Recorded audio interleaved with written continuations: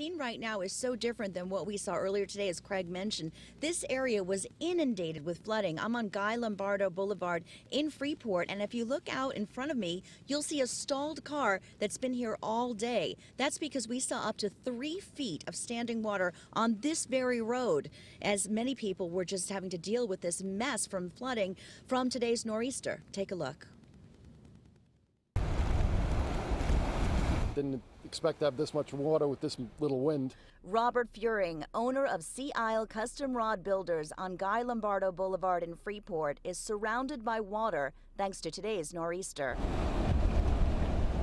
They should not be doing that. No, that's the last thing they should be doing. It only takes 6 inches of water to dislodge an SUV, and more than 4 times that piled up on Freeport roads, leaving drivers stranded and businesses flooded with water. This season's first nor'easter was supercharged by the remnants of powerful Hurricane Willa and enhanced further by today's near full moon. Even before this morning's high tide in Freeport, the water height along the Atlantic coast soared to over 7 feet. That's major flood stage. Winds gusted up to 40 miles per hour.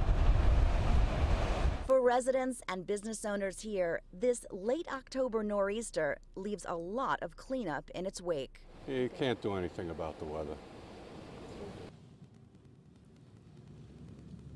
No, you can't, but you can be prepared for it. And I think many people that are residents of this area and are longtime residents said that they've dealt with these storms before. I mean, going back, certainly, not only did we have Sandy at the end of October, but we also had a nor'easter in 1991 and a much colder nor'easter in 2011. One of the benefits with this storm is that it was a fast mover. It could have lingered more and we would have seen worse flooding.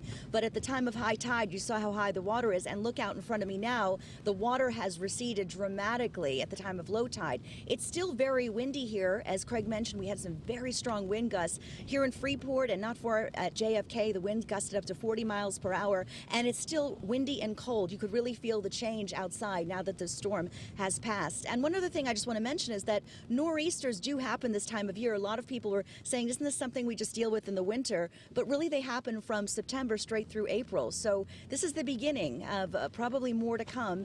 And usually once we start getting into those colder months, we see snow, not rain from these systems. Kaidi?